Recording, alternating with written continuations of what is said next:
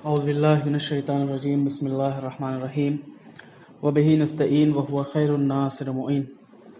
جیسا کہ واجبات نماز کے سلسلے میں مسائل بیان کیے جا رہے تھے، ان میں سے کچھ چیزیں بیان کی جا چکی ہیں اور آج انشاءاللہ موالات کے سلسلے میں مسائل بیان کیے جائیں گے۔ مسئلہ نمبر 1123۔ سب سے پہلے اس مسئلے کو بیان کرنے سے پہلے یہ بتا دینا ضروری ہے کہ موالات کسے کہتے ہیں۔ موالات کا مطلب یہ ہوتا ہے کہ انسان کو چاہیے کہ اپنے افعال کو بغیر فاصلہ انجام دے، یعنی افعال میں تسلسل ہونا چاہیے، بہت زیادہ فاصلہ نہیں ہونا چاہیے۔ جیسے ہی ایک فعل انجام دیا، دوسرا فعل اس کے بعد انجام فوراً ہی دینا چاہیے۔ ایسا نہیں ہے کہ ایک فعل انجام دینے کے بعد انسان تھوڑا وقفہ لے، تھوڑا انتظار کرے، اس کے بعد دوسرا انجام دے، ایسا نہیں کرنا چاہیے۔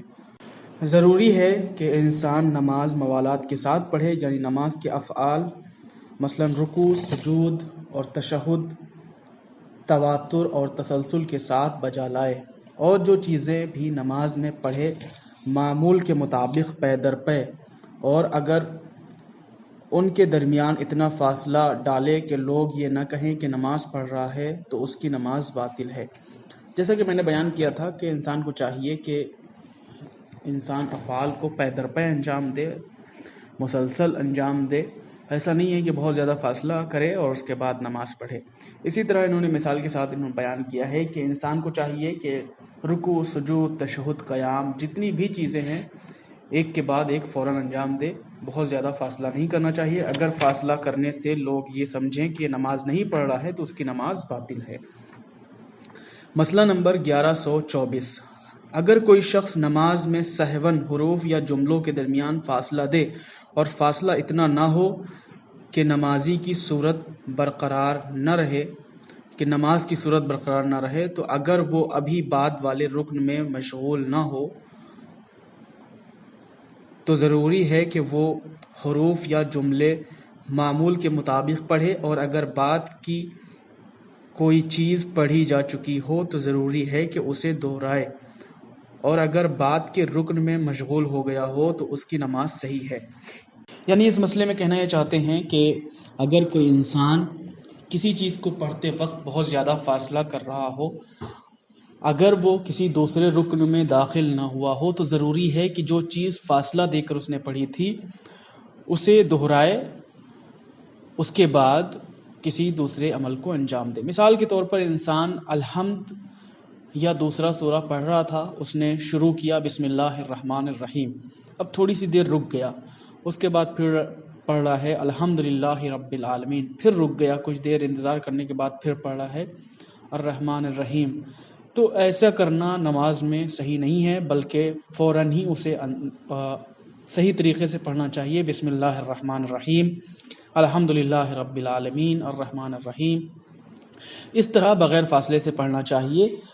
اور اگر کوئی شخص زیادہ فاصلہ کر رہا ہو اور ابھی رکوع میں نہیں گیا ہے، فار دا ایگزامپل مثال کے طور پر اگر ابھی رکوع میں نہیں گیا ہے تو اسے چاہیے کہ پھر سے بسم اللہ کر کے سورہ حمد یا دوسرا سورہ کی جس میں اس نے فاصلہ کیا ہے دوبارہ پڑھے۔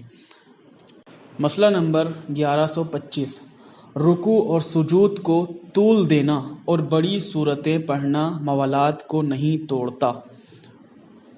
یعنی اس مسئلے میں کہنا یہ چاہتے ہیں کہ رکوع اور سجود، ہم جو رکوع کرتے ہیں اس میں اگر ہم کوئی ایسی چیز پڑھنے لگ جائیں، سبحان اللہ سبحان اللہ سبحان اللہ، اور لاتعداد مرتبہ پڑھتے جائیں اور کافی دیر تک اگر ہم اسے طول دیں تو اس سے نماز باطل نہیں ہوتی۔ اسی طرح سجدے میں اگر ہم سبحان ربی الاعلیٰ یا سبحان اللہ پڑھتے جائیں اور کافی تاخیر کریں تو ایسی صورت میں اس سے موالات ختم نہیں ہوتا اور اس سے نماز نہیں ٹوٹتی، نماز صحیح رہتی ہے، نماز باطل نہیں ہوگی۔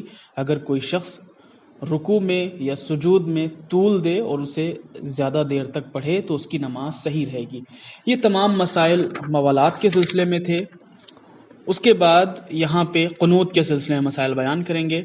مسئلہ نمبر 1126۔ انشاءاللہ قنوت کے مسائل کل بیان کیے جائیں گے، کیونکہ یہ تھوڑا کئی مسائل اس میں موجود ہیں. میں چاہوں گا کہ اس کو تفصیل سے اور بہترین طریقے سے بیان کیا جائے.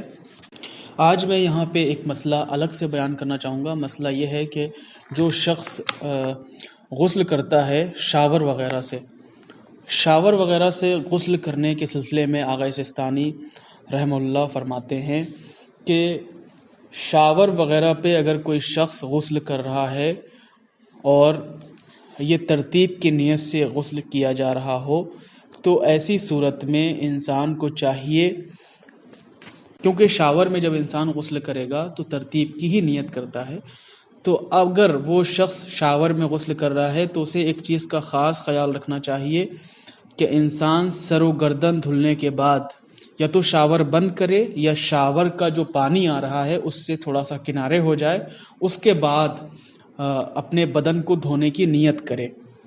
اس کے بعد اپنا داہنا حصہ دھوئے پھر بایاں حصہ دھوئے. یعنی انسان کو چاہیے کہ سب سے پہلے نیت کرے اور اپنے سر و گردن کو دھوئے اور شاور کے پانی کو یا تو بند کرے یا پھر اس شاور کا جو پانی گر رہا ہے اس سے تھوڑا سا الگ ہٹ جائے، اس کے بعد پھر اپنا داہنا حصہ دھوئے اور پھر اسی طرح بایاں حصہ دھوئے. اگر کوئی شخص شاور کھول کر کے سر و گردن دھلتا ہے نیت کر کے اور اس کے ساتھ ہی ساتھ داہنا حصہ بھی دھوتا ہے اسی شاور کے پانی کے نیچے رہتے رہتے اور اس کے بعد بایاں حصہ دھوتا ہے، تو ایسا کرنا صحیح نہیں ہے. انہوں نے احتیاط واجب کی بنا پہ بیان کیا ہے، انہوں نے احتیاط واجب لگایا ہے. اس کا مطلب یہ ہے کہ انسان کسی دوسرے مجتہد کی طرف رجوع کر سکتا ہے. اگر کسی دوسرے مجتہد کی جانب رجوع کرتا ہے اور وہ اس چیز کی اجازت دیتا ہے کہ وہ ایک ہی ساتھ یعنی شاور کے نیچے رہتے رہتے اگر وہ سر و گردن کو بھی دھل لے اور داہنا اور بایاں حصہ بھی دھل لے تو ایسی صورت میں اس کا غسل صحیح رہے گا. لیکن اگر وہ بھی اجازت نہ دیتے ہوں، اگر وہ ان کی طرف رجوع نہ کرتا ہو تو ایسی صورت میں ضروری ہے، لازم ہے انسان کے اوپر کہ وہ احتیاط واجب کی بنا پر اپنے سر و گردن کو دھوئے، شاور کو بند کرے یا شاور کا جو پانی گر رہا ہے اس سے الگ ہٹ جائے، اس کے بعد پھر اپنا داہنا حصہ دھوئے اور اسی طرح بایاں حصہ دھوئے. یہ مسائل وہ ہیں کہ جو ہماری روزمرہ کی زندگی میں عمل پاتے ہیں اور لہٰذا ضروری ہے کہ ہم ان تمام مسائل کو ضرور سیکھیں کہ جو ہماری زندگی میں انجام دیے جاتے ہیں، کیونکہ ہر انسان تقریباً بیچ کھوج مطلب ہفتے میں 1-2 بار غسل ضرور کرتا رہتا ہے، کیونکہ اگر ہم ان تمام چیزوں کو علم کے ساتھ جانتے ہوئے سیکھتے ہوئے انجام دیں گے تو ہماری تمام چیزیں صحیح رہیں گی. ورنہ بہت سارے ایسے افراد ہیں کہ جو ان مسائل کو نہیں جانتے. یہ تو بات کے مسائل ہیں لیکن انسان صحیح غسل کا طریقہ نہیں جانتا. تو میں بہت آسان لفظوں میں بتانا چاہوں گا کہ غسل کا آسان سا طریقہ یہ ہے کہ انسان نیت کرے اور اس کے بدن پہ کوئی بھی ایسی چیز لگی ہوئی نہیں ہونا چاہیے کہ جو کھال تک پانی نہ پہنچنے دے. اگر کوئی ایسی چیز ہے تو اسے ہٹا دینا چاہیے. اگر کسی انسان نے بہت ٹائٹ انگوٹھی پہن رکھی ہے تو اسے بھی نکال دینا چاہیے، یا پھر غسل کے درمیان اس انگوٹھی کو حرکت دینی چاہیے، ہلا دینا چاہیے. اور نیت کرنے کے بعد سب سے پہلے اپنے سر و گردن کو دھونا چاہیے، پھر اپنا داہنا حصہ دھونا چاہیے، پھر بایاں حصہ دھونا چاہیے. یہ سمپل سا آسان سا طریقہ ہے غسل کرنے کا. تو انشاءاللہ خداوند عالم سے یہی دعا ہے کہ خداوند عالم ہم سب کو زیادہ سے زیادہ علم حاصل کرنے کی توفیق عطا فرمائے، اور اس کے ساتھ ساتھ جو علم ہے ہمارے پاس اور جو ہم نے سیکھا ہے اس پہ زیادہ سے زیادہ عمل کرنے کی توفیق عطا فرمائے. اور اس کے ساتھ ساتھ یہ بھی دعا ہے کہ خداوند عالم ہم سب کو اہل بیت علیہم السلام کی راہ پر چلنے کی توفیق عطا فرمائے. وآخر الدعوانا ان الحمد للہ رب العالمین.